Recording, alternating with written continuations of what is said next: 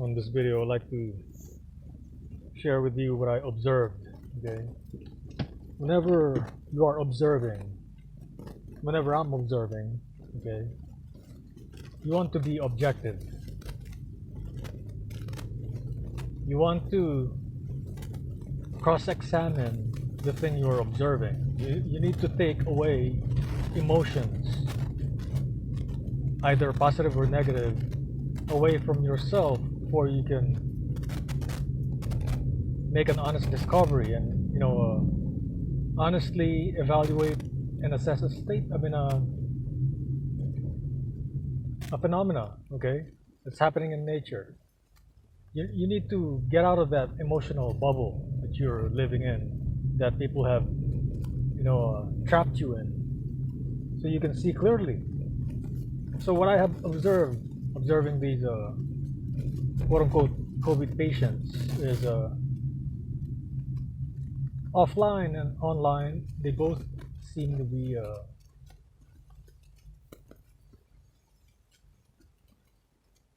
the pattern of started with a small cough or sore throat or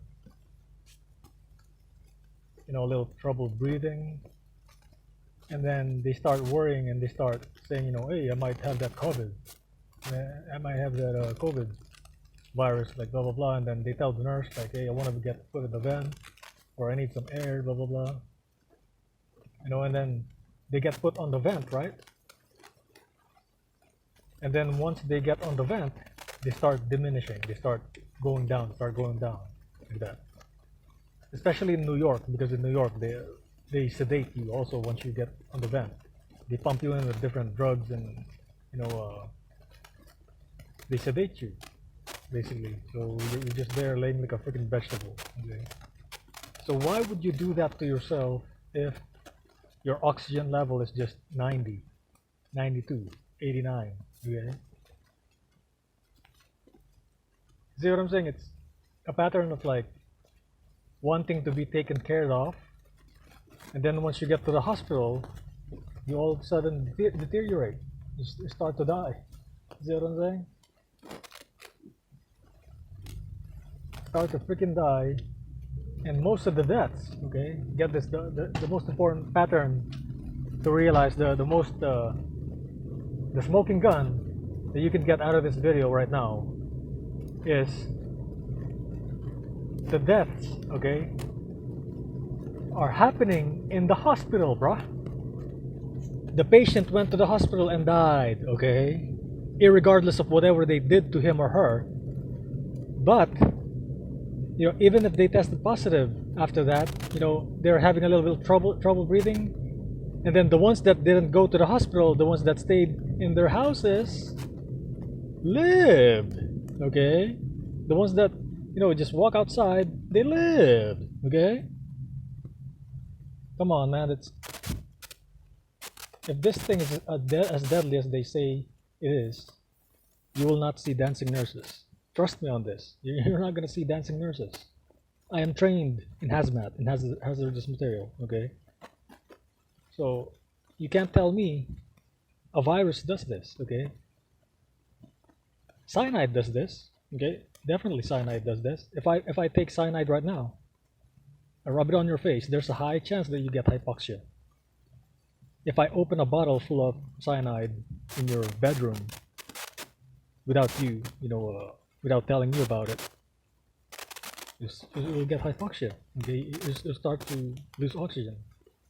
It makes you lose your cell's ability to take in oxygen. And cyanide is odorless, okay, tasteless, so you couldn't detect it. You see? So it's the same way, and the protocols are similar. The COVID-19 coronavirus. It's the same thing. PPE, mask on, double gloves, okay? Put on your hazmat suit if you have that, okay? Wash your hands. Just like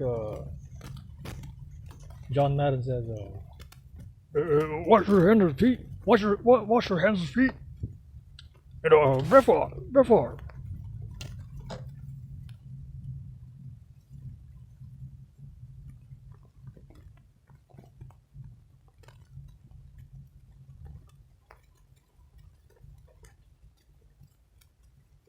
So that is it for this video. I just wanted to bring that to your attention.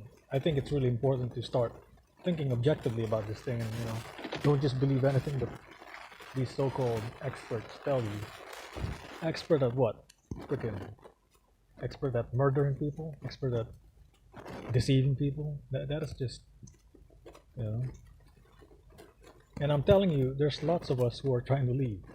As you can see, I already have my passport, so I'm not, I'm not committed to anything here. No kids, no wife, no problems in life. Ultimate MGTOW, okay? All the way. To hell with this freaking, deception. They're not gonna deceive me. They're gonna deceive Agent Simps. But I'm not an Agent Simp. I snapped out of it. Okay, I snapped out of it. So that's it. Peace out.